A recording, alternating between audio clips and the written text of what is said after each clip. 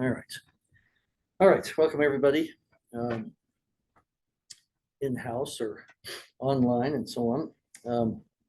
Tonight, as we mentioned here just briefly, we're doing Zoroastrianism, one of the world's ancient religions, monotheism. And that's kind of what we're dealing with these days. We're going to deal with the monotheistic religions as we go through it, Zoroastrianism, Judaism, Christianity, Islam, and so on.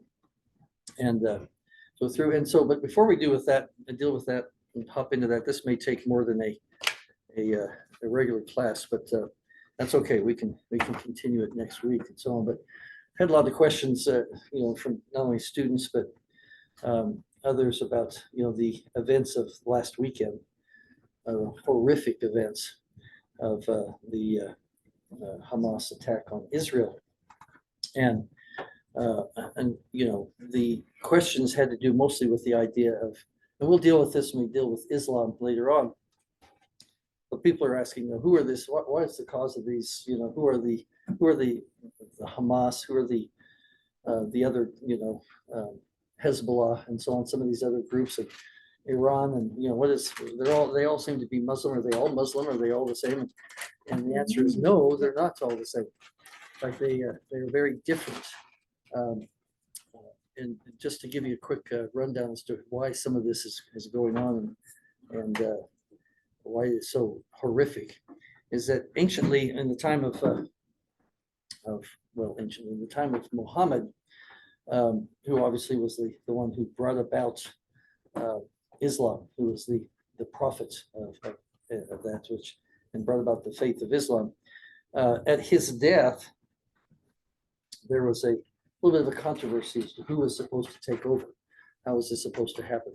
And we'll go into the details, of course, about Islam itself. Not really important for tonight, but and there were two different parties. The greater one, as far as numbers of people, was what would become his number one man, which was Abu Bakr, and Abu Bakr would become the first, what we'd call later was called the Caliph. And Abu Bakr and those who followed him are what they call Sunni Islam. And Sunni Islam is one of the most prevalent, by far the largest. Most of the Muslims in the world, which, by the way, around 1 billion people at least, are Sunni. And places like, essentially everybody that's not in Iran or Hezbollah or Hamas is Sunni. Saudi Arabia, for example, is probably the greatest nation of those that are Sunni. And there's no love lost between the Sunni and what's the other one, which is called the Shia or Shiites. You may have heard those terms before. The Shia or Shiite branch of Islam was followed, first off, Muhammad, when he died, had a daughter, and she would later have a son. And we'll talk about that in more detail when we get around to Islam. But then he died, and there was no other of that family. They were trying to follow essentially the direct descendants of Muhammad, but there was nobody else. That line died out, and so they looked at it as, all right, then what they would have from then on. There was this idea of what's called the hidden imam. Imams are these great scholars, the ones that know a great deal about Islam, that have a great, teachers and have great control over many of those who follow them. And we hear about those today, the imams. They're the ones that, in many cases, actively promote the violence against certainly the Jews, Israel, and others. And they are essentially the ones that inhabit the state of Iran. And they have some interesting ideas. One of those being that they want to bring about the end of the world. They believe that one of the best ways to do that is through nuclear holocaust. And Iran, of course, is one of those who has been trying for many years now to develop nuclear weapons, and so they can use those against others, and hopefully, as they're concerned, bring about a nuclear holocaust, which they believe will bring about the end of the world, which is what we're looking for. and they'll do anything they can to bring that about. And as I mentioned, Hezbollah and Hamas are very closely associated with Iran. Iran has been supporting them for many years, particularly using great funds from the United States, obviously, and over the years. And so they will, you see that. And of course, the great hatred between Iran and Hamas and Hezbollah, as far as, this hatred, the extreme hatred of those Muslims against the Jews is something that's age old. And it all, of course, is centered in the Al-Aqsa Mosque, which is, of course, what we call the Dome of the Rock. Some people call Jerusalem, and particularly the Dome of the Rock, as the navel of the world. There's three great religions, of course, who see that as the center in many ways of their religion: Christianity, Judaism, and Islam. And there's a connection between Muhammad and where the Dome of the Rock stands, which one day I would love to see, but not now, of course, but one day. And so and again, it's just this hatred that's gone on for really hundreds, if not thousands, of years, and it continues to this day. And so that's why you have this. The idea is they want to wipe out these people, completely wipe them out, and drive them from their place. But that is obviously not going to happen. I think I've mentioned the story before about speaking of the Jews, about I can't remember if it was Frederick the Great, Frederick Barbarossa, one of the great kings of Germany some time ago, hundreds of years ago, who was one day talking to his assistant, his chamberlain, whatever the case was, and he asked him, he says, how do we know that God lives? Is there any proof that God lives? And the man very quickly said, the Jews, Lord, the Jews. And what he meant was that throughout history, a long, long history, thousands of years, the Jews have been persecuted. Okay, they were always a very small nation, a very small people. But Moses, anciently, and this is one of the ancient prophecies, stated that there would always be a man to stand before God.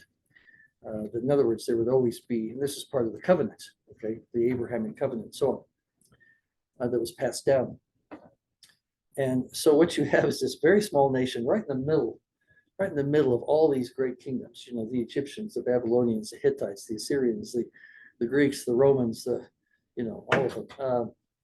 And every time somebody would march through Israel, on their way to somebody else, they would, try to destroy the temple, destroy the Jews, fight with the Jews, try to, eradicate them. Romans, of course, were the most successful at it, it appeared. And through two different attempts in 70 AD, where they destroyed the temple, and then in 120 or so under their leader, the Jews' leader was Simon Bar Kokhba, the son of the star.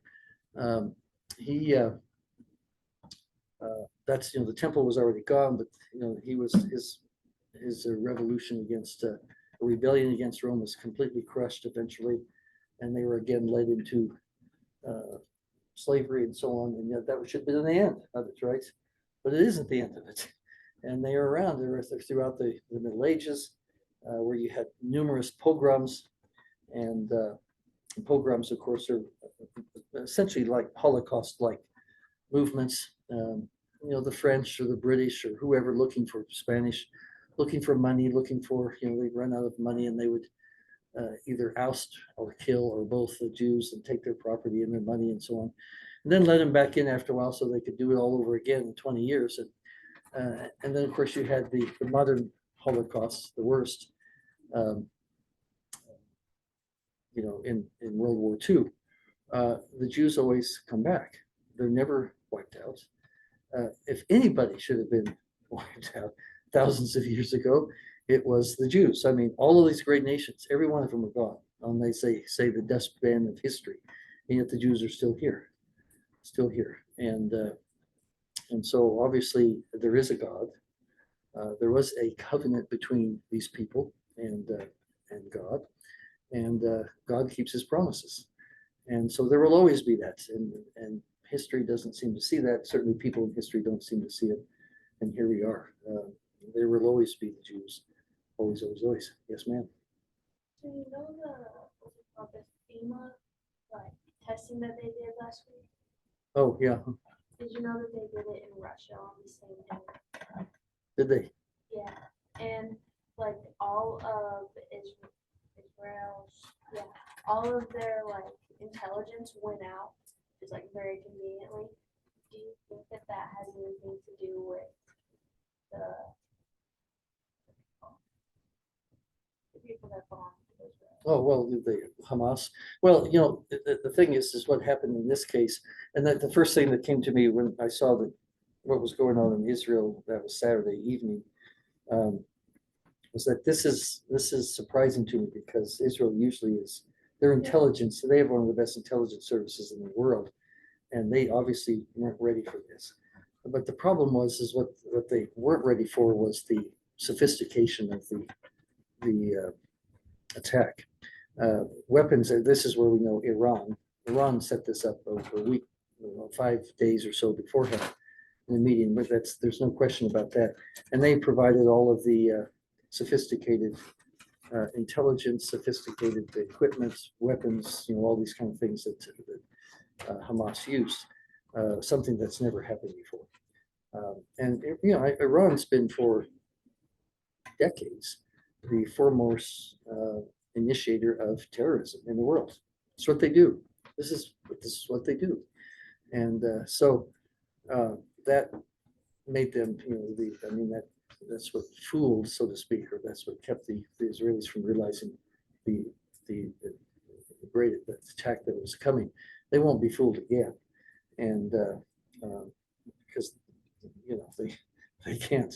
And that's what also this whole idea is why Saudi Arabia, for example, has been moving towards Israel. And they are Muslims, but they know that Israel is not their enemy. Iran is their enemy. Iran is, as I said, a Shia. Saudi Arabia is Sunni. And so they are not terrified, but they're very careful about Iran because Iran wants to destroy them because they're the wrong Muslims, you see. And so this is where a lot of this comes from, and it goes back 1,000 years, and we haven't seen the end of it yet. Yeah. Did you see when the head guy and the crown prince of Saudi Arabia did make some overture that was received from Iran? Oh yeah, they've done that most recently based on economic things, but that'll probably end pretty quickly if it hasn't ended already. They've seen what can happen, and there is no love lost between those two. And so economically, this is what they were kind of looking at, but these events will change that pretty quickly, almost certainly. So it's horrific stuff. It's last day stuff, but it is what it is. What is the Ayatollahs? The Ayatollahs? We haven't heard much from them. I mean, are they essentially imams? Oh yeah, essentially they are the epitome of what the Ayatollahs are. Epitome of imams. They're their head, and they are the ones that have been producing these kind of things. They're very much for this type of behavior. This is what they believe. That to bring about the end of the world. They want it to come quickly. The Ayatollah has disavowed any participation, which of course is a lie. And one of the things they said that good minds have said that this has happened because of the fact that Saudi Arabia and Israel are. Mm-hmm. Yeah, that's exactly right. But Saudi Arabia was making initiatives towards moving towards Israel, and Israel is certainly happy to have that because again, you can't trust Iran. I mean, this is just what they do. And those that you've had lots of demonstrations throughout the country and throughout the world supporting Hamas. There's a difference between the Palestinian people and Hamas, and Hamas doesn't care about the Palestinian people and so on. They don't care about it. They've run the country. This idea that Israel is subjecting, these people to horrible things is nonsense. So they haven't had any imprint in Gaza since 2005.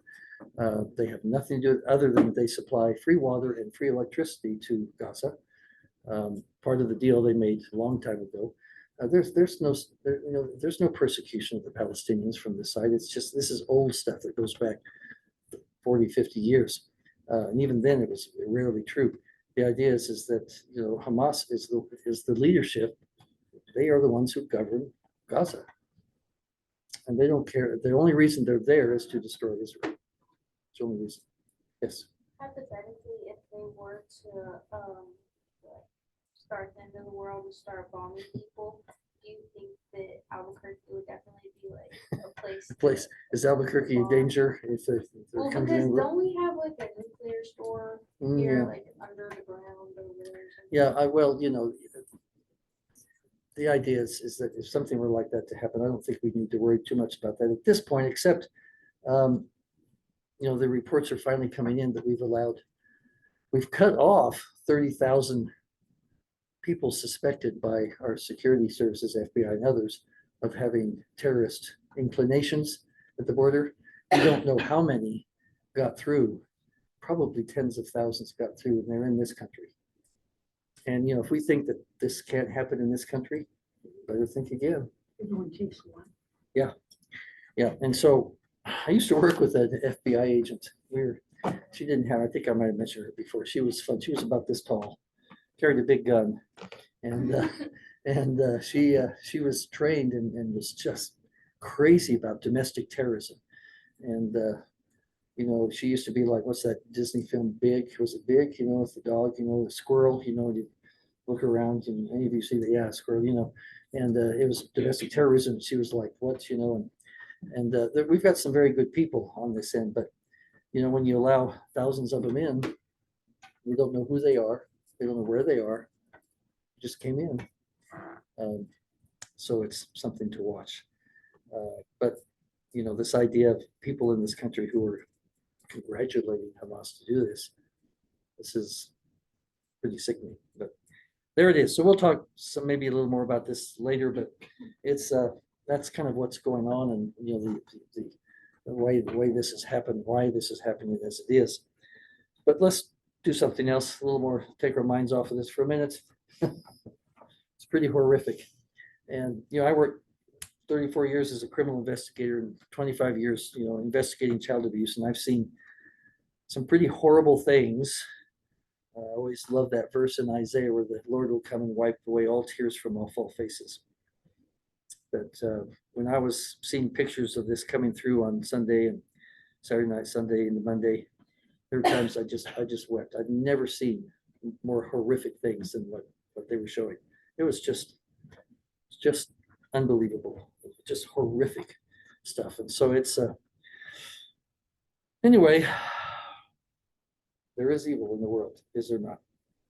Great evil. So Zoroastrianism, Zoroastrianism is actually one of those kind of wonderful religions to talk about, because it is very much like, in many ways, very much like our religion, the Latter-day Saint one. There's great similarities between that and us, and between that and the Jews. The one that always comes to my mind, especially at Christmas, is the Magi. They really didn't come at Christmas, but I think they did. I like that idea. That came out in the Middle Ages, this idea of the Magi coming right at Christmas Eve or whatever. I'm all for that. But actually, it was later. But they were Zoroastrians, almost certainly, because that was their name, and they were the only ones around who would have had some knowledge of this at the time, or some ways to figure some of these things out. And so we don't, what are the names? I've forgotten the names they're given. Those names are given to them in the Middle Ages as well. But that's all right. These, they would have been Zoroastrian priests who had some way had figured out that there was a child who was being born who would do great things and mean great things to the world. Right? What's that? Balthazar was one. Yeah, Balthazar. Read, if you want to read some interesting thing, read Ben-Hur, by Lew Wallace, who spends a lot of time talking about that. It's quite a book, even to this day. And they may have provided the Jews with the concepts of angels and resurrection, Satan. In fact, Satan is a Zoroastrian word. It's a word it's a borrowed word from the Zoroastrian faith. And and of course, we pick up a lot of that, of these things from Judaism and so on. And obviously, so we've come up with a lot of things that Zoroastrian has left us. It is a very ethical, monotheistic faith, Zoroastrianism. The founder is a man by the name of Zarathustra, Zarathustra, Zarathustra. And considered at times the world's first great monotheist by many people. We know there were other probably monotheists as we think about it before him, but that's right. One of the first great ones, one accepted by the world as one of the first great ones. And the faith has a view very much like what we see in the church. They have an eternal view, which also usually looks at a pre-existence. Okay, that we were all in the pre-existence together beforehand, and in other words, a premortal life. And then we have, of course, mortality and an afterlife. And a lot of it, there are aspects of it that sound very much like the Latter-day Saint perspective. Okay. As I mentioned, of course, this comes about during that 300-year period that we've talked about at the beginning, that 800 to 500. And of course, you can stretch it out a little bit either direction, but mostly towards the Savior. But the comes about during that very time. And obviously, if you have the Spirit being shed forth in abundance upon the face of the earth, they're going to come up with these very same principles. They're going to be shed forth not just in Zoroastrianism, but in Judaism. And of course, Christianity will pick up some of this because of our connection with the Jews. And, we forget sometimes that the Savior, a lot of the world forgets a lot of times that the Savior was a Jew, right? Born a Jew, no question. And so, one of the things that said is, it's one of the oldest revealed religions. And so many people believe, and there's a statement here by a woman by the name of Mary Boyce, but she says that it has done more to influence mankind directly and indirectly than any other single faith. In its own right, it was the state religion of three great Iranian empires, which flourished almost continually from the 6th century BC to the 7th century AD. So a long time, and dominated much of the Near and Middle East. Now, when we talk about Iranian, and we were just talking about Iran, these are two different, same place, same part of the world, but very, very different. The Iran that we have today, we've talked about today, is something that didn't start for, 700-800 years ago, if that's, probably at least that long. And so it's very, very different. We talk about the Iranian ideas that come out of this. But Zoroastrian today, in fact, if somebody wants to grab a phone and look up something, because their numbers are dwindling. Back in the 80s, they had about 115,000 worldwide, whereas once upon a time there were millions. And This book says 200,000, fewer than 200,000. yeah, well, it's what it's talking about. 115, I think, is what it said. I was thinking 150, but looking at it again this evening, in any case, it's very small as compared to what it once was. 2012 estimate In the United States. is 110, 120,000. 120,000, 2012. Okay, I see what you're saying. Yeah, 2000, so 120,000. So it really hasn't changed a great deal since 1985, 86, something like that. And so they've done some interesting things over the years in trying to, because there's a problem. They can't normally, the idea of proselyting is not something that really appeals to them at this point. They don't proselyte as we would see that. So And we'll talk about that more as we go along. They have sacred books, mostly known as the Avesta. A-V as in Victor, E-S-T-A, the Avesta. So they have these sacred books that have been around. They are, if you go back, we talk about the Aryans, A-R-Y-A-N-S. And not the same thing we say Aryans as in, Germany, the Nazis and so on. It's a different thing. The Aryans, these are these people we talked about that came down at 3000 BC and 1200 BC, these huge migrations of people. And these people, of course, are related to them. They are the descendants of these people that came down these different times. And in fact, everybody in the world, at least unless you were born and raised in Africa, everybody in the world essentially is descended from these people. They came down throughout from the south. They went from Spain all the way to China. All the languages are connected. One of the things I do in class is put on the board these different names for, like, the one that's closest is mother. Okay, that would be something that babies would first speak. They better, and so you see that all the way from Spain all the way across these connections in language, from the Sanskrit to the Greek, Roman, Latin, and so on. They're all very, very similar because they're all from the Aryans. And of course, these people here, being there in that area that we know today as modern Iran, the Middle East was one of those places where they came down through very anciently. And so you have these textbooks that are known as the Avesta, these sacred books, and so they very early on, there's some interesting practices that we would not normally give credence to, but it changes as time goes on, especially after Zarathustra comes about. So one of those is the two essential elements, and these were two essential elements for life among the Aryans. And so the Aryans have this, and we can all think about it. And yet it's difficult for us. We have to think back, what would we do if we had no modern conveniences? Okay, none whatsoever. We're living a primitive life. There's two things that we would not want to be without. Can you guess what they would be? No, not scriptures. Water and Fire. what's fire? Water and fire. Yeah, you need water's the biggest one, but fire you need for warmth, for cooking, for these kind of things. You need those, and so these and of course these Aryans lived in a very arid part of the world, and so water was pretty much sacred. And so goddesses, the personified water, and were worshipped at the time, this ancient times. And fire, which was the element which provided, as we mentioned, warmth.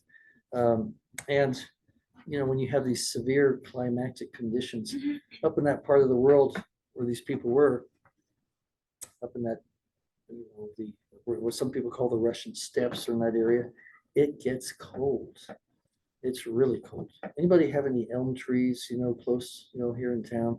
Some of those Russian elms, we call them. If you do, I mean, we have some that I've actually planted where I come from, because the tree's a tree out there. But there is no other tree that can survive those conditions. But the elms did. Okay, they survive it well. And so you need these things. These conditions are very severe. And so these things come down with the Aryans into the Aryan sacrificial rites and so on. There were blood sacrifices, and you would give the fat from that to the fire. These things, and of course, when you think about the Jews, this is what they were doing. Blood sacrifices were part of the Mosaic law, were they not? Okay, the idea was that they were signified the sacrifice of the Lord later on. But this was what it was, and of course, this was common among other peoples as well. And of course, in that time, you also had, they were very concerned about purity. We talked about last week the idea of the Japanese, who were concerned about purity as well, right? Cleanliness and so on. The Aryans, it was more of a religious thing. They looked at purity. They needed purity to protect themselves from demonic forces. If you're pure heart and mind, demons stayed away. Okay, purity makes you powerful, makes you safe from demonic forces and so on. But it's not just in the body and the mind, it's in the place where you live. It's probably hard to imagine what it might be like, what it's like to keep, living that kind of very basic subsistence type, life, to keep it clean. How you keep one of those, we call it a tent or whatever, that type of thing, but they're going to keep that clean. Well, they did their best to it, and they had ammonia, which helps to keep things clean. It's called cattle urine, but it works. It'll work. And human urine will do the same thing, right? It turns to keep you around long enough, right? I think I told you about the student I had. We had been looking at, if you ever go to YouTube, want to get kind of a fun thing to look at is look up worst jobs of the Middle Ages. Okay, worst jobs of the Middle Ages. They have a guy that goes through and investigates all these things and actually gets involved in it. But one of them was how you would, after you had, you take the wool, from sheep, and you what's the word I'm trying to think? I was going to say sew it into, but you're not. You're putting it together to make weaving. Yeah, you weave it into this thing, but then it's not ready yet, right? You need to. It's got oil in it, and it's kind of dirty, and it needs to shrink. You need it to shrink. So they had people that would go around and collect urine. Pay people a few cents or whatever for the urine, and then they would use that. They would take the urine after it had been sitting around for a month or two, and then pour it into a big vat and put all these weavings into there. And the women would hike up their skirts and get in there and do a dance barefoot, on this thing, and it would cleanse it very quickly, cleanse all the oil and stuff out of it, and shrink it so that it would be very tight wound. And I had a student that wanted to do that. He thought that would be fun for some reason. He still had to do a paper as well, but he did do it. And much to the horror of his mother, he'd been collecting urine from his family for 2 months. And I have it, I recorded it. And in fact, we even put it in the yearbook. We put a QR code in there so you could pull it out. And as he poured that out, I made sure I was upwind from him, but as he poured it out, he was just horrified about how badly it stuck. But it makes you just, it's vicious. But he did it, pulled up his clothes there and bared his feet and got in there and did the dance. The Romans used it to clean their white stuff. What's that? The Romans used. Oh, yeah. urine. Oh yeah, there's just a lot of, when you don't have stores where you can buy this stuff, you figure out a way to do it, right? Don't you? So anyway, that's a little aside, but that's okay. To show you that those things are still around. So they early on too, they had nature gods and goddesses, just as you see. The gods personified the wind, the sky, the storms, the mountains, the sun, the moon, and the earth. And there was also this idea of a belief in natural law, known as Asha among the Avestan people and Rita among the early Indians. It was a natural law which regulated life. And of course, we understand natural law in this country. It was natural when we talk about that all men are endowed with natural rights, that we have this, and the idea is that we have these rights that are given to us by God. And many peoples believe that same thing. There's certain things, certain rights that you have that come from the gods and not from anybody else. And so they weren't the only, the Greeks weren't the only people who looked at you could see in this place, as we see now, that there is a chaos tends to reign on the earth a lot of the times. That sounds right. There's a lot of chaos. But what we do have is when you look at the cosmic, on the cosmos, what you see is order. The Greeks recognized this very early on and dumped the pantheon of gods that they had and turned to the cosmos, because what you see in the cosmos is extreme order. Of course, the cosmos is that which is created by God, it is orderly, and it leads you towards, gives you an idea of different things. Kind of from that you can you come up with ethics, you come up with the idea of natural law, but there's which leads you to things like truth and loyalty and virtue and courage and all of these things which are part of the natural order of humanity. But you don't get it originally from here, you get it from looking up there. We got this in there like there's a solar eclipse coming up Saturday, right? That repeats. I mean, it's been happening on that at this time, that second for thousands of years. It just repeats. It repeats about every 100 years, and then it goes over again. And but it's something that's been happening for thousands of years. Extreme order. You talk about, it's like a clock that it just does not change. It's the same. So this is, and they picked this up just as many people did here and there. But the Aryan faith also has the idea of a high God that rules over all the other gods. The high God who rules over all the other gods. And it's interesting. I'm just going to bring my scriptures in here, but we can go to, if you want to go to, nope, not there, to your scriptures or whatever, if you have them. And go to the Old Testament.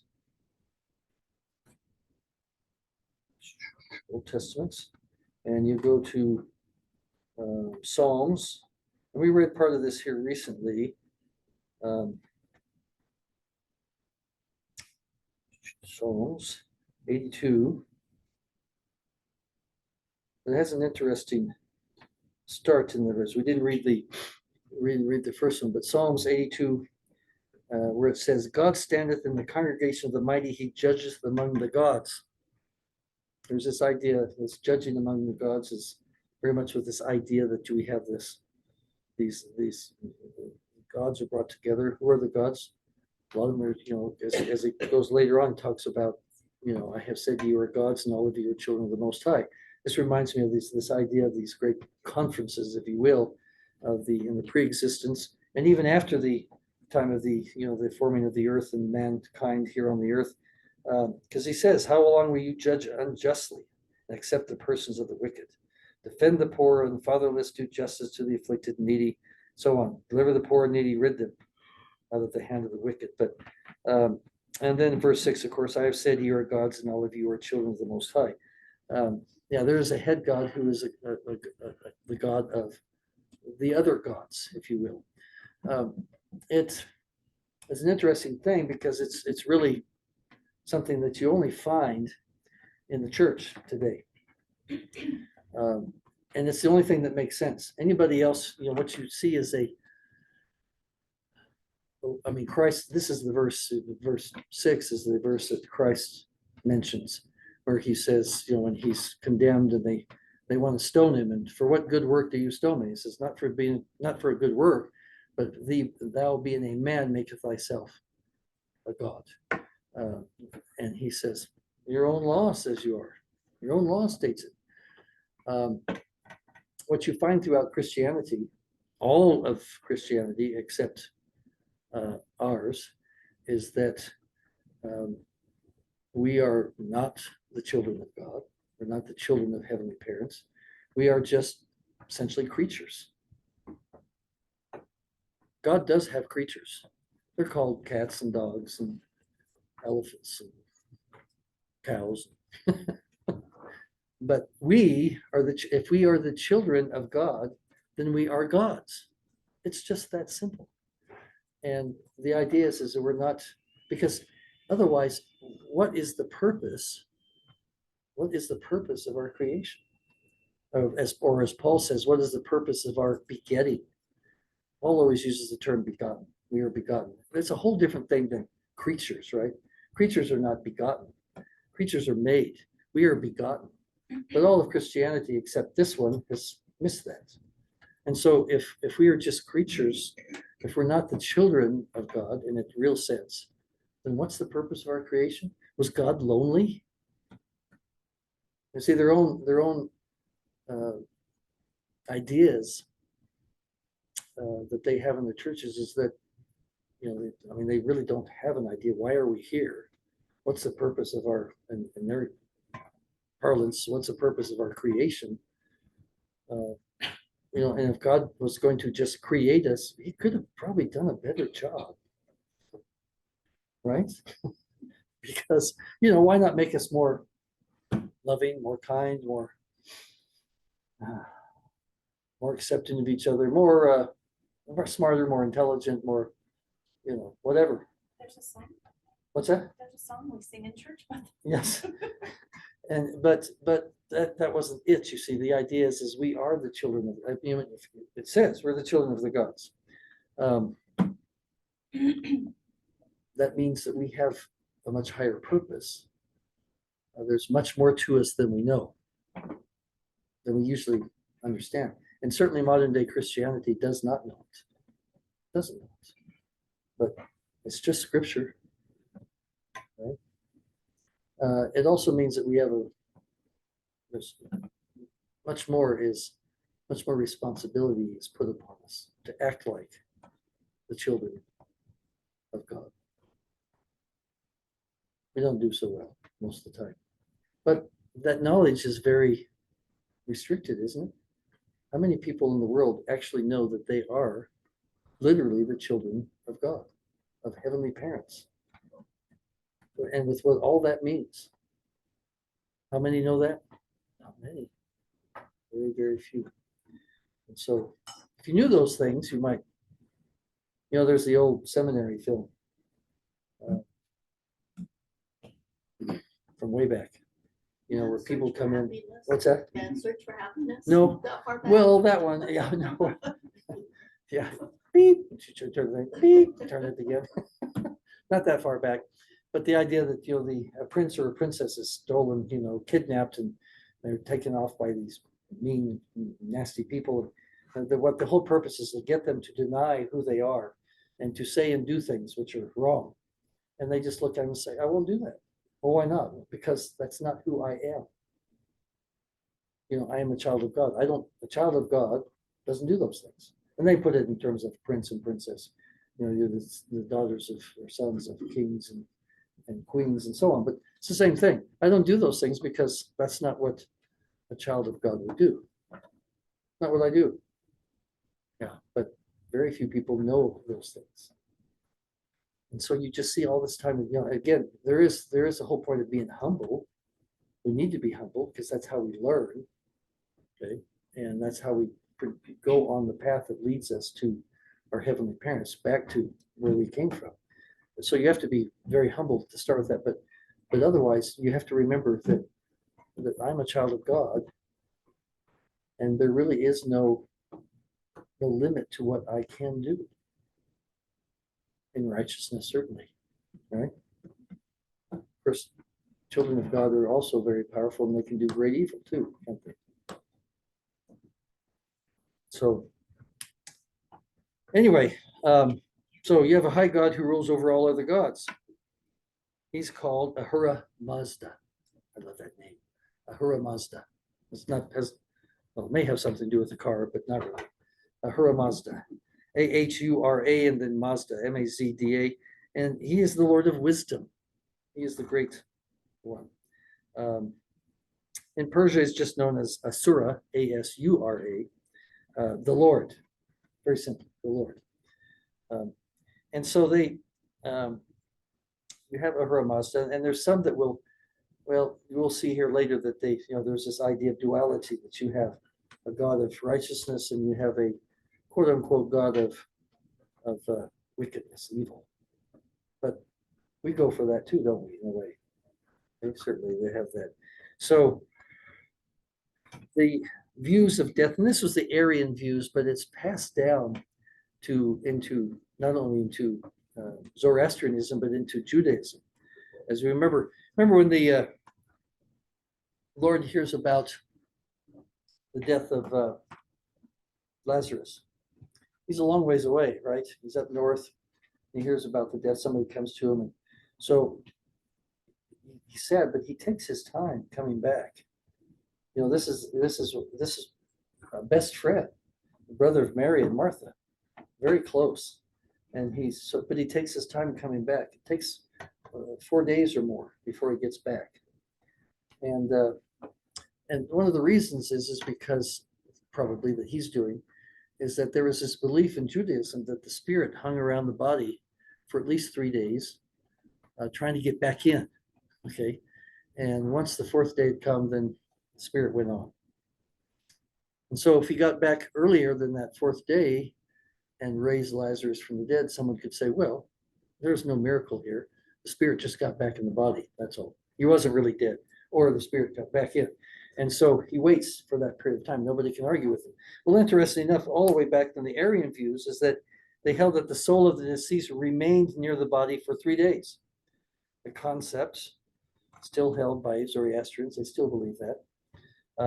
And then it went to a shadowy underworld, very much like the Old Testament, the Jews, the Old Testament Sheol, this kind of shadowy, and the Greeks had very much the same type of thing. It wasn't, life after death wasn't very pleasant until Christianity really came along. Okay, it wasn't really pleasant, but and so the dead for a period of time anyway were dependent upon their living relatives, especially the oldest son, which you also see in some of those places in China and other places where it's the oldest son who has, this is his responsibility, and it goes back to the Aryans way back. And so the oldest son would have to provide them with food and clothing for about 30 years. I always wondered about that. I mean, you're providing them with that. It's not going anywhere, right? The clothes you left, a month ago or whatever, they're still there. But, of course, you can look at it as it's very symbolic, but there it is. But the biggest thing is this idea of the spirit staying around the body for this period of time. And it explains the Jews believe the same thing. And the Lord gives it credence by waiting. And the idea is just being, if I raise him from the dead beforehand,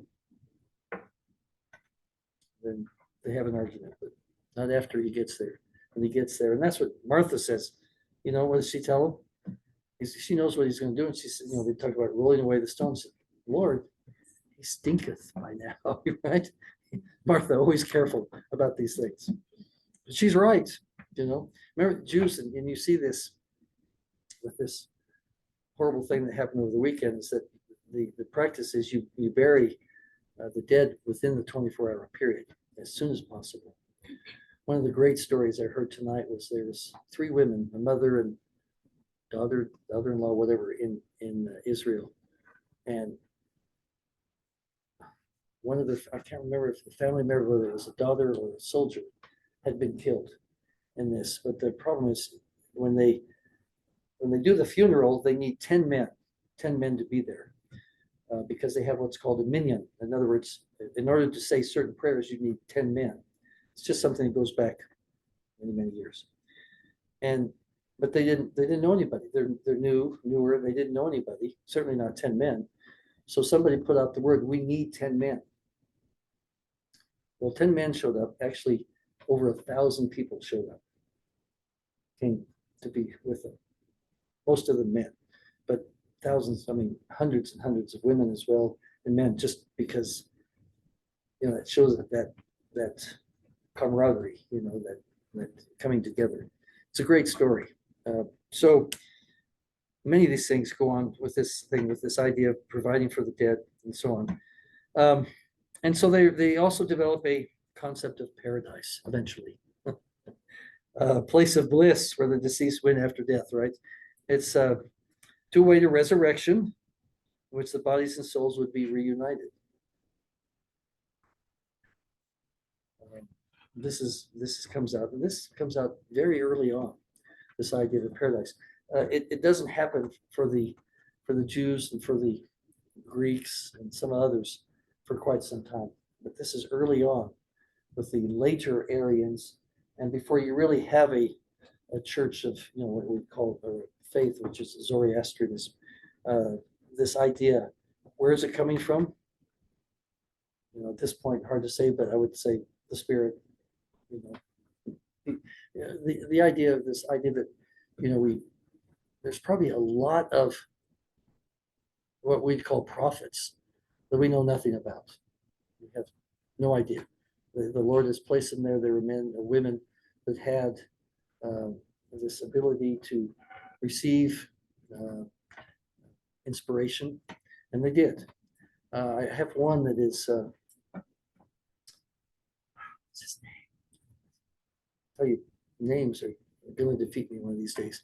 If I'm not looking for it right away, it comes to me as soon as I look for it. But anyway, there's it's a reference to an ancient Egyptian about the time of Abraham, maybe a little after. It's the Middle Kingdom of Egypt, and there's a prophet that shows up before Pharaoh, and essentially tells him the story of that he is the shepherd of his people, and he should get and this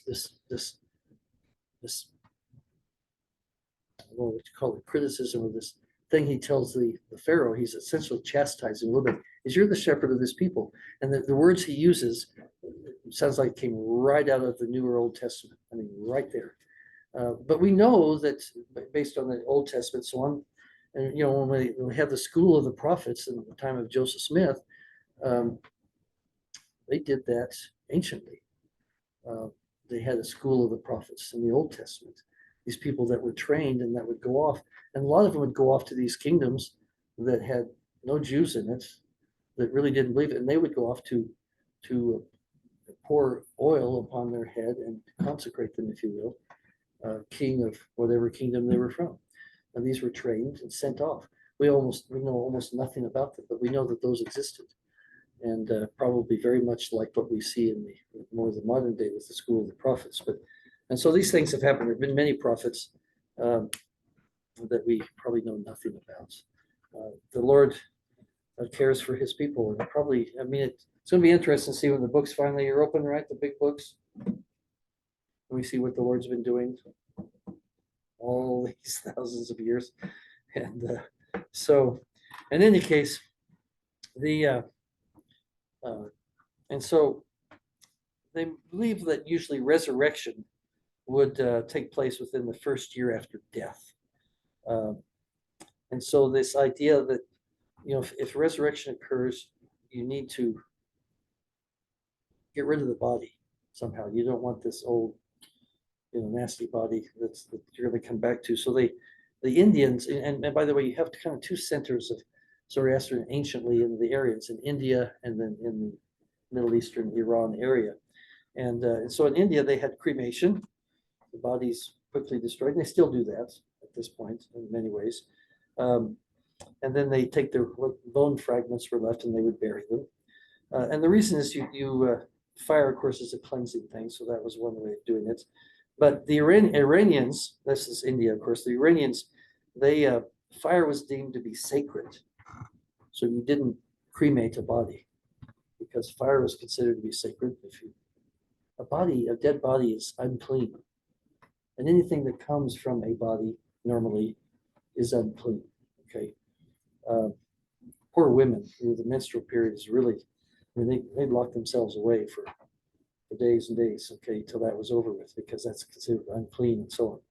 But it was what they did. And the Jews looked at it very much the same way. You had to be, whether you had, an injury that you bled, you had, it was a menstrual period, whatever, then there was the old thing about immersing yourself in water when it was over, and then coming out and staying away from the rest of the people until evening. The idea of cleansing and so on. But for the Iranians, fire was deemed to be sacred. And so you can't pollute it with dead bodies.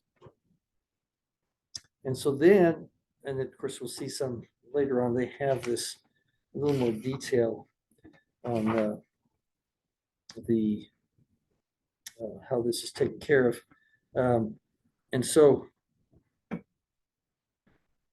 dead matter includes many things, spittle, urine, feces, cut nails, hair, spent breath, blood.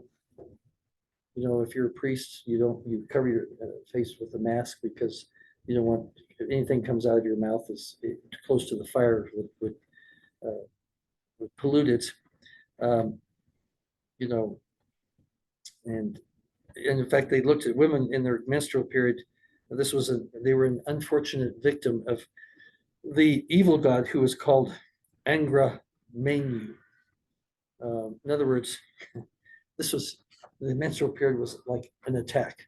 It had been attacked by the evil god, and it resulted the menstrual period. That's an interesting idea, isn't it? Some women would probably agree.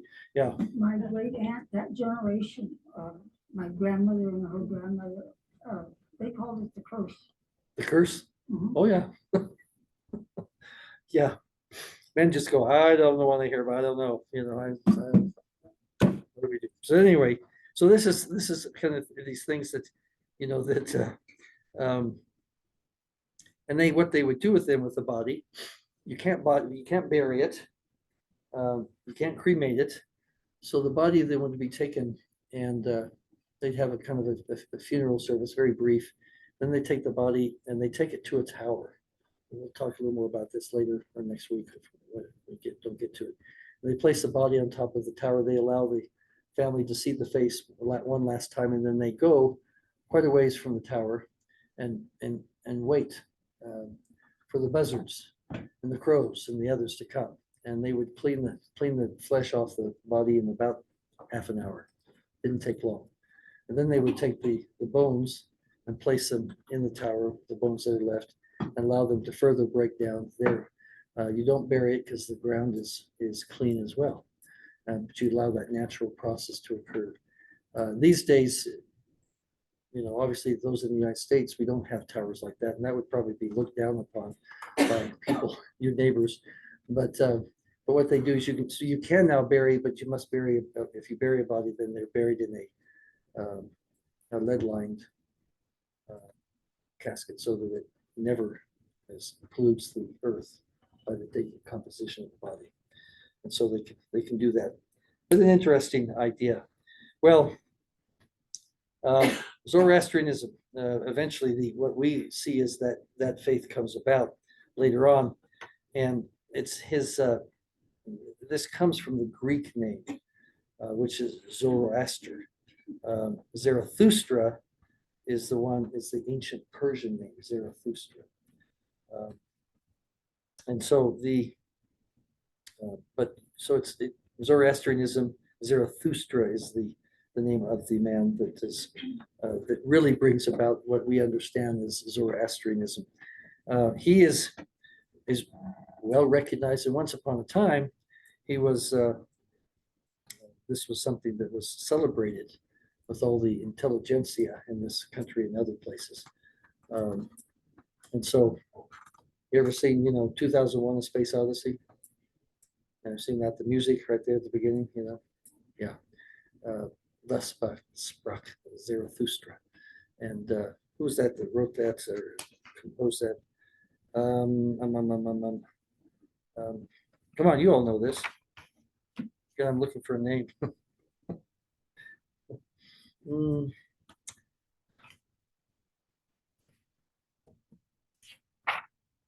It's one of those big ones.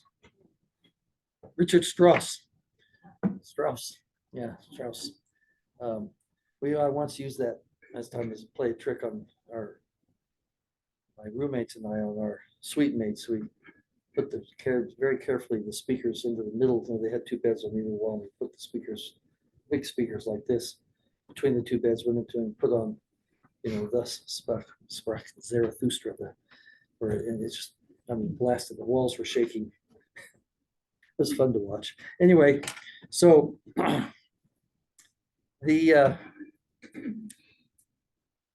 many people consider Zarathustra as one of the most outstanding figures in human history. One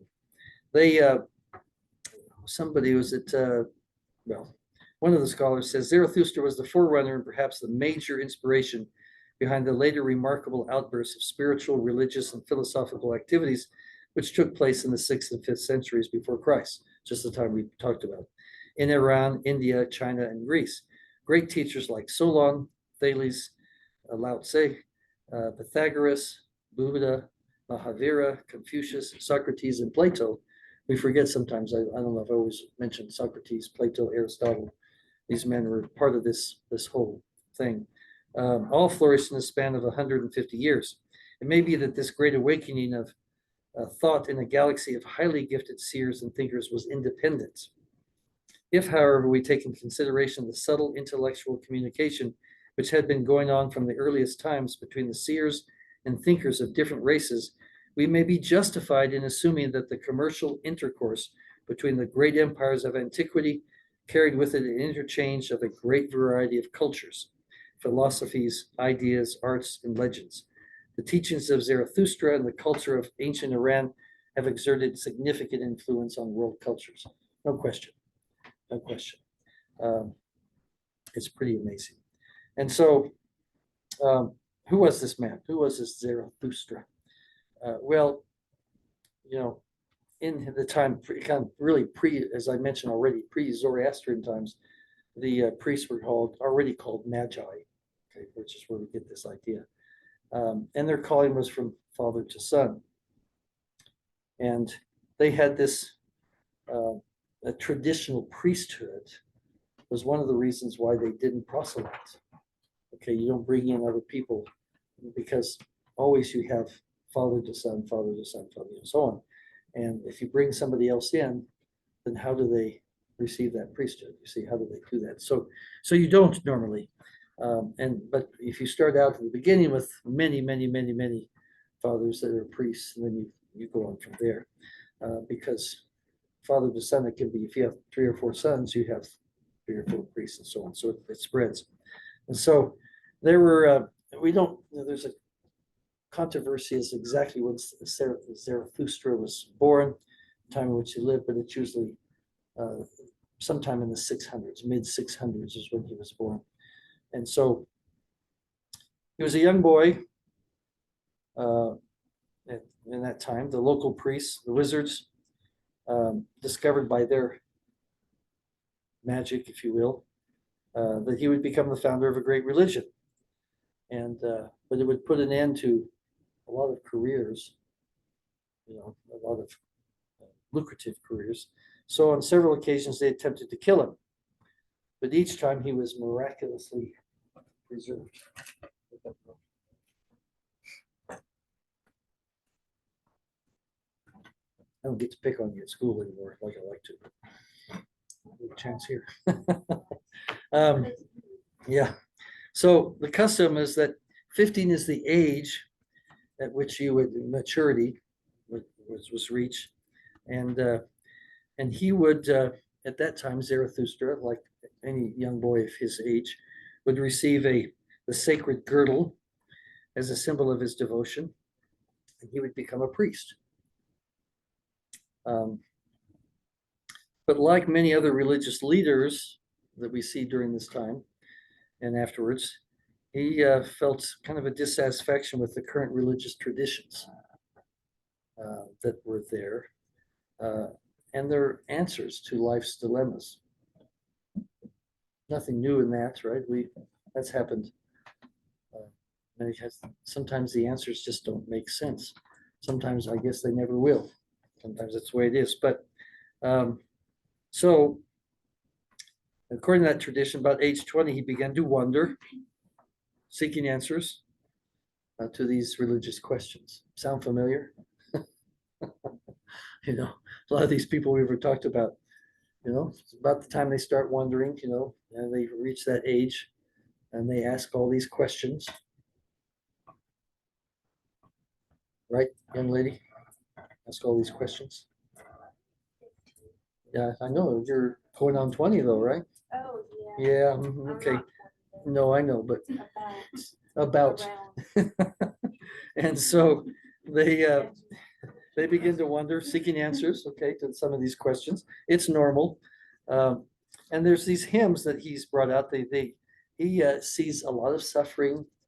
Again, that is something that all of these people have seen, Buddha and these others, and destruction. And at the age of what? 30. The age of 30, like all the rest of them, interesting, and like the Savior himself, okay, he was called into Ahura Mazda's presence and commissioned as a prophet to preach the true and final religion. Interesting. This idea of, all these marks, the marks in his, 15 and 20 wandering, asking questions at that time, wandering for about 10 years, looking for answers, not necessarily finding answers, but certainly gaining a lot of experience and knowledge and so on. And eventually he is called by God, in this case, Ahura Mazda. The others, what we might call prophets, the Buddha and these others, I would say, in some of these, all going through the same thing, and all at 30 years of age. Seems to be the time. You need, it certainly once everybody, usually male and female, has a whole brain, right? It's but 24, 25. And brains don't mature until that time. And we joke about it, say women are 24, men are, as we mentioned before, about 64. And which is probably about right. Is that about right? Or does it ever happen? I don't know. Anyway, so Zarathustra receives a great vision. He went one night. He's involved in a spring festival. He goes to the river to draw water, and it's for this particular sacrifice. It's called the Homa sacrifice. And as he was coming out of the water in a purified state, remember, you go into the water to purify. He's obviously doing that as well. They make sure to mention that he is in a purified state, because you have to be in a purified state to receive this revelation. And he was met by a brilliant figure who identified himself as Vohu Mana, which means good thoughts. Vohu Mana. We could look at these, and there's several of these. It's almost like they're assistants to Ahura Mazda.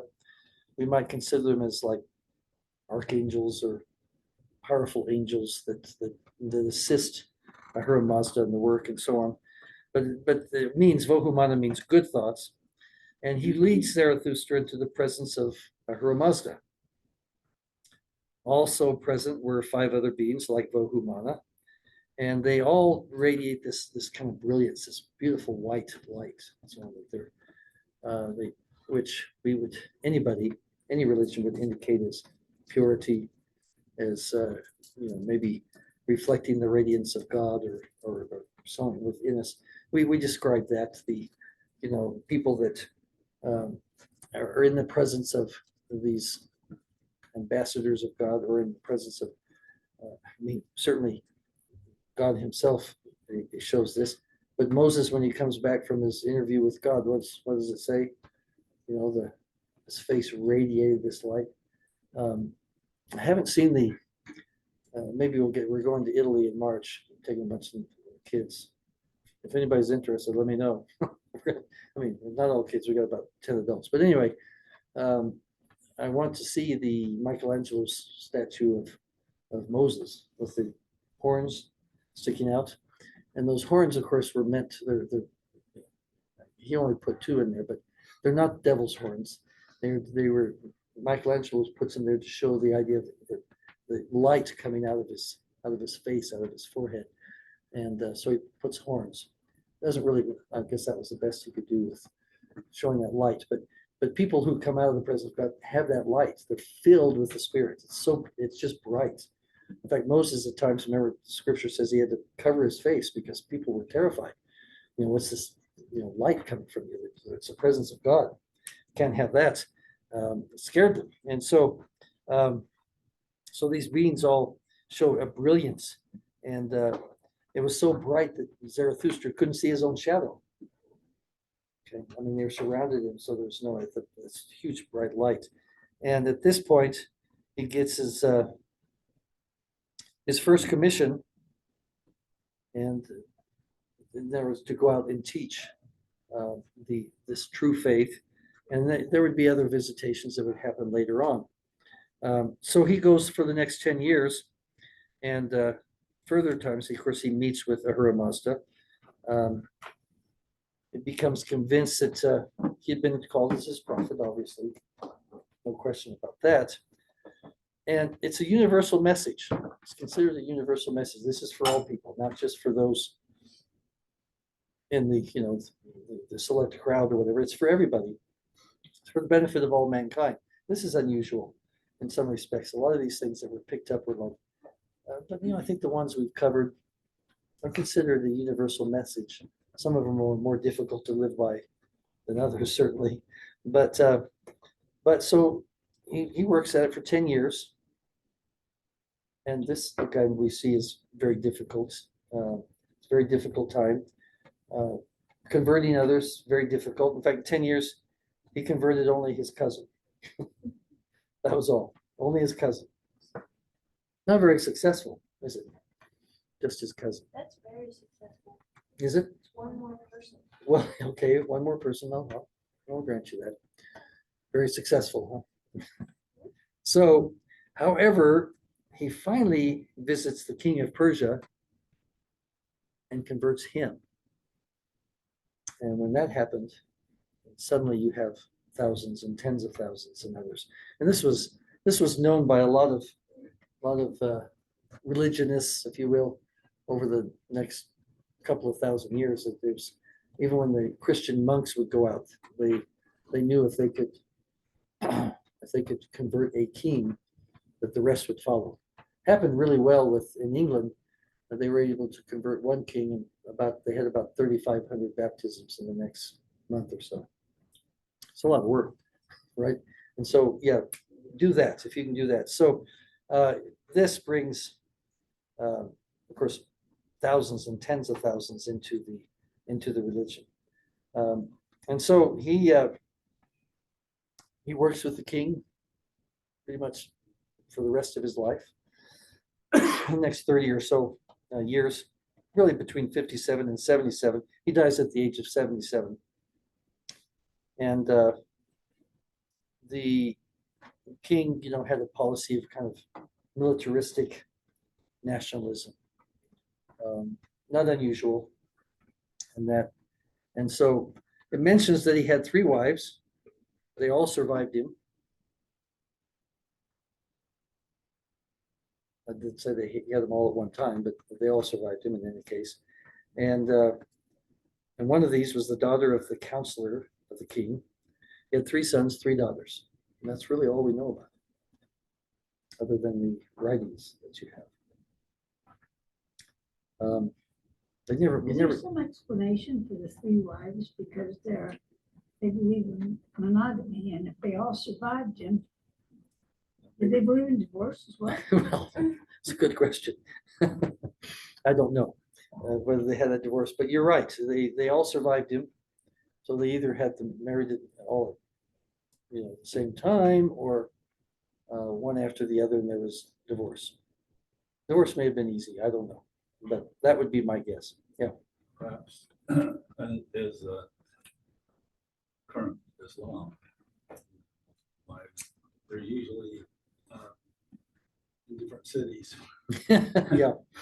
Well, with Islam, of course, when you can have up to 4, but the rule is you can have 4 wives, but you have to treat them all exactly the same.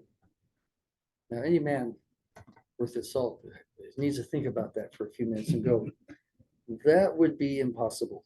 I don't think I'll do that. Yeah, that would be, no, can't do that. And so that many don't do that for that various reason. But yeah, so we'll see that again. All right, so the death, there's in the Avesta, the main scriptures, you don't have any writings about his death to any great extent. But he was killed by an invading army at the age of 77. And the idea is that the king, Vistapas, his conversion angered another king, and he demanded, this other king demanded that King Vistaspa give up his conversion, which he refused to do. So he sends an army to destroy the king and his kingdom. And in fact, he said, I want you to revert back to the traditional cult, that they had. Vistapa refuses to do that, Vistaspa. And so this goes on for a long time, this war, 20 years or so. And the king finally, this king that wants them to drop it, orders an invasion and the destruction of the fire temple. And it just happens to be the fire temple that Zarathustra is ministering in. And one of these soldiers comes and strikes him with the sword. It mentions he was struck him down with the sword as he began to succumb to his mortal injury. The prophet flung his rosary at the invading soldier. The power of the beads was so potent that the assailant fell dead at the feet of Zarathustra. Perhaps. And you mentioned the rosary. Probably most of you thought that only Catholics had rosaries, right? No, Muslims have rosaries or something like that, beads. And you find them in different things, of course. I actually had some that I've had fun playing with. These are not this is not a rosary, but these are called worry beads. When we went to Greece, everybody has them, and most of them are plastic, but I found myself, it's the idea is when you get a little nervous about something, you start playing with the beads, and I find myself doing this. I'm going, okay, put those away. That's but anyway, they probably have some significance. I do have probably my great grandmother's rosary, and cross that she had at times. So these are common things, and you find them in different religions here and there. Yes. She said Colin wears a rosary. You on know his that wrist. wooden thing that Colin wears on his wrist with the crucifix on it? Is that October? Is I think that's no different than this is you're that asking in about. Spain? It's no different than wearing a cross here or whatever. This is, but one on the wrist is probably more, It's like wooden beads. more masculine. Yeah. Probably not And the he entire like rosary. wraps it. Yeah, I wouldn't think it'd be a rosary. That would not to fit with No? his religious beliefs. No, that would be. He'd probably be offended. He's Try it. Catholic. Who? Colin. He's Catholic. Who? Which one? Colin. Oh, I tall, thought you were 6'8". talking. Oh, Colin Remeyer. Oh yeah, no, that may be a rosary. That might be. I always thought you'd talk about that guy you hang out with. Edward. Yeah. Ask Edward sometime if he has a rosary. See what happens. Okay. Anyway. He'll be like, what is Yeah. that? All right. So in any case, yeah, no, rosaries are very common in Catholicism. That you also see them, and you see monks that would wear them, around their waist, and we'll see in Islam they have a version of that as well. It's just something that was meant to be keeping track of the prayers that you were doing. It was a form of meditation. I remember doing it when being a young, good Catholic boy in high school, early high school or whatever, before I started looking around for different things. But I don't know what happened to that rosary, but I do have my grandmother's or great grandmother's rosary, and it's a beautiful thing. Silver cross, silver crucifix. That's certain. But I keep that obviously because that's a family heirloom. So as well as the cross, big silver cross. But anyway, so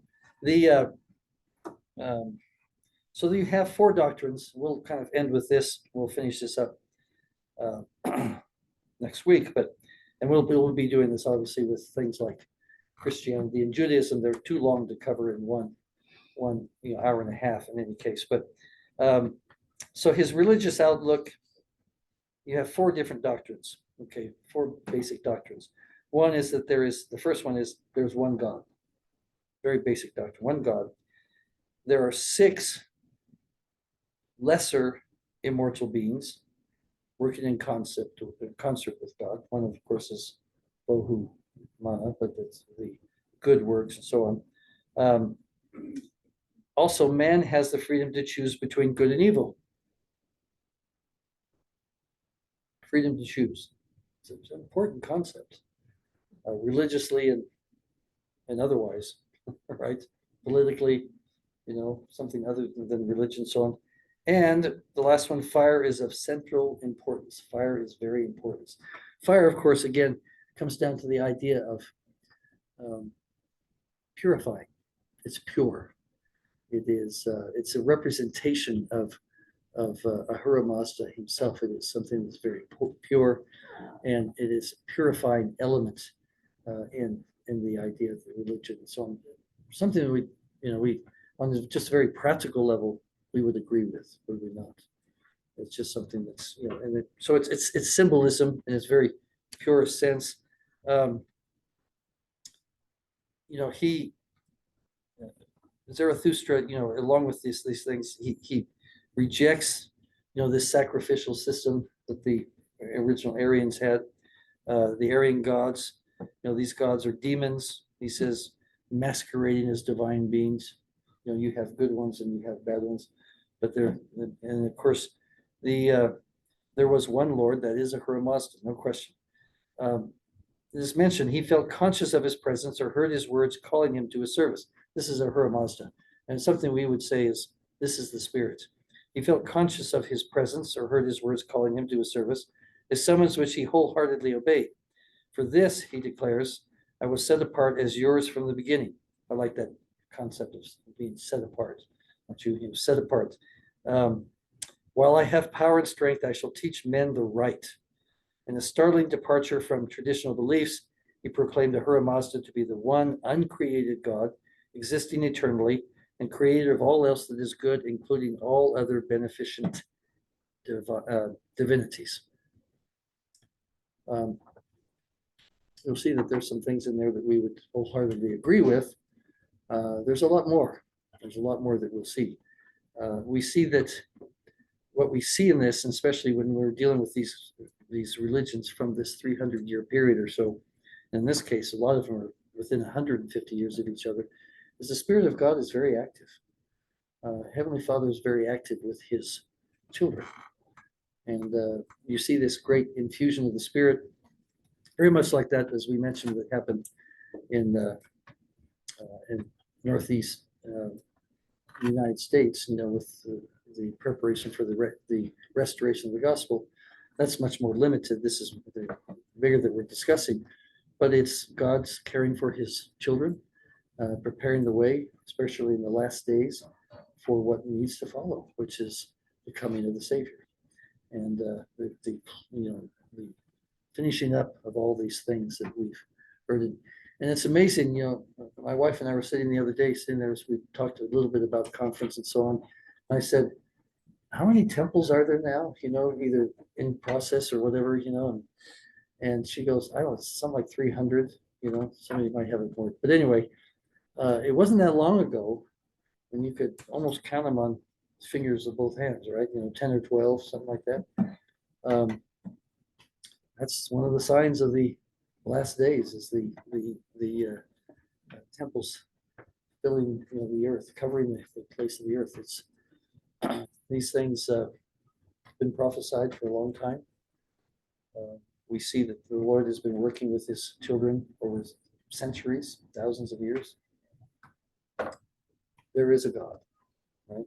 There is a God. And God keeps his promises, as we've seen with the Jews throughout history. You make covenants with God. We may be lax at times in keeping those covenants, but God is not. He keeps his word. Yes, he is very faithful to us. He keeps his word. And it means a great deal to us, or should. And I say this in the name of Jesus Christ. Yeah.